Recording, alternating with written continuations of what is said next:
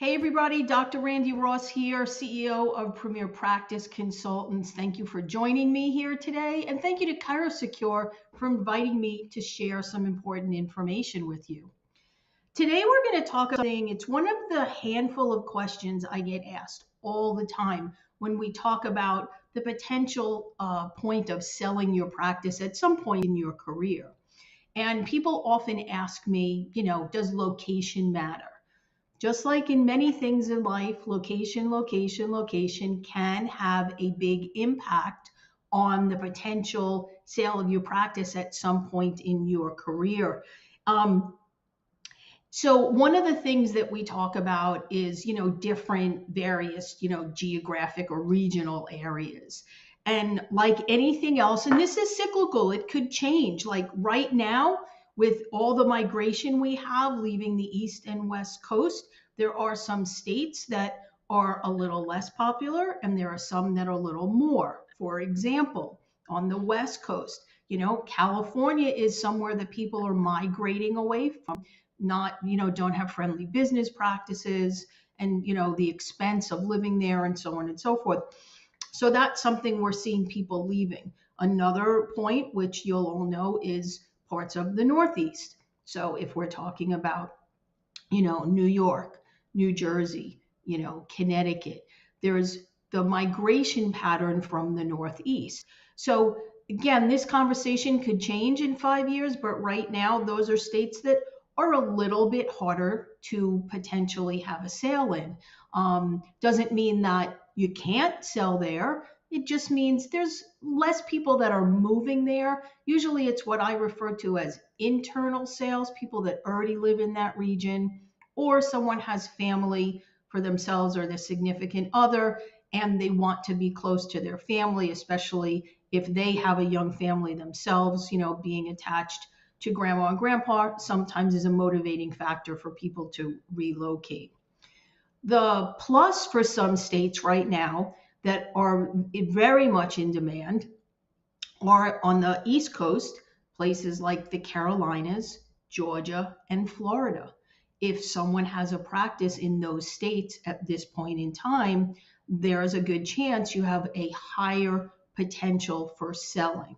On the, more towards the West Coast, migration is a little bit more Texas, Arizona, and a few other places. There are, listen, other regions, Kentucky and places that people seem to be moving to. There's probably various reasons for relocation. One is cost of living. The other sometimes has to do with the politics of a state, makes it more or less business friendly. And the other thing might have to do with, getting a license in that state if you're someone that's relocating. So kind of the flip side of that is always thinking about, all right, so now we just kind of talked about states a little bit when you're making those decisions. What about, should I be in a particular city or town? Like anything else, if you choose to set up your practice in a much more populated area, now whether that's within a city or a suburb of a city, the potential for selling in the future is definitely going to be higher. There's a greater population. There's usually a, great family value in living in these communities with good schools and things like that. Um, and there is also, the point to understand that in these particular regions, there's more job potentials for someone's significant other. So those are important things to think about. So I don't want to be right in a city, like you don't want to be in New York City. Well, not now anyway, but can you be in the suburbs? I don't want to be right in Charlotte, which it's a little too populated for my taste, but I'd like to be in one of the suburbs, or, conversations like that.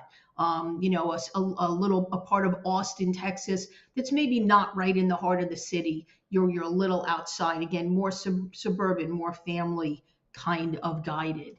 So when you're thinking of where would I like to practice, these kind of things should enter your mind, as opposed to what I just described. If you go to a real rural area because you want to live, on 50 acres, or you want to have a farm or something like that, because that's the lifestyle that you would like, you have to remember in the back of your mind, there's a good chance that when I am ready to retire, unless for some reason that area really develops over the next few decades, which can happen, but if it stays relatively the same, there's a good chance that your practice would either be hard to sell or it might not sell at all. Again, is it a particular region that's very far from everything? Is it also maybe not have great schools? Is there just a small demographic? If the whole town or county has a couple of thousand people, there's not a lot of business to draw from. So again, just a few things to think about. An example that comes to my mind, something I'm sure none of you ever heard of. There's a county way upstate New York called Schoharie County, and a friend of mine's parents had, kind of a country place up there. We used to go to in this little town called Bern. Great place probably if you wanted to just be a relaxed chiro practicing a couple days a week, but there's no way anybody's ever buying your practice in these little remote regions. It's just chances are it's not going to happen. So these are all things that you think about, state-wise, and should I be in a city? Should I be in a suburb? If I want, again, more of that rural feel, how far do I go? Am I going into a rural area that, has plans for development? You could actually go and talk to, if you're opening something, city planners will have massive amounts of information of, is there a road coming in? Is there a kind of parkway or interstate expansion? Are they adding gas stations? Believe it or not, is a big indicator of growth. And these are all things that they can share with you. So if you see that an area that's a little more rural that you prefer to live in and raise your family, but there's potential growth down the road, that kind of changes the ball game and changes the playing field a little bit. One of the other things that people often ask me about is, as far as like what kind of structure, like does it matter? Does it matter if I'm in, like here in the Southeast, we have public shopping centers probably, every mile. Do I want to be in a public shopping center? Do I want to be in a small strip mall? Do I want to be in more of a like medical complex? Do I want to be in a freestanding building? What about in a house, a home office? And all of these things definitely play a part. One is it something that you can own? Obviously, building your wealth is a great thing, a great way to increase that, especially as a younger person. To build wealth for your family is to, if it's something that you can own. Is it a condo in a medical complex? Is it a small freestanding building? Is it a co-op that some strip malls now are divided into co-ops that you can own? Or, is it a public shopping center? You're obviously not going to own that. So that's important to keep in mind. Is this something that I could potentially own and have that also either in my retirement, as residual income, or possibly what's very popular is selling your practice along with the real estate. So again, a home office, that's a very specific kind of buyer, unless it happens to be a home that's really more of kind of on a main road that they could turn, if they wanted to, into totally kind of commercial space. Those are just the different laws that you need to know. In some places where you have a home office, the person that owns the building actually needs to reside within that structure. So, always important to do your research. Don't just make a decision based on emotion. It should be a business decision. So no matter where you plan to set up, do your homework, do your demographic studies, learn about the schools. What businesses are there in the area? Are you in a more, rural area, but maybe, sounds terrible, but maybe there's a bunch of prisons and you get all the COs as patients. Like you have to do your research to determine not only like, hey, I want to be in this town.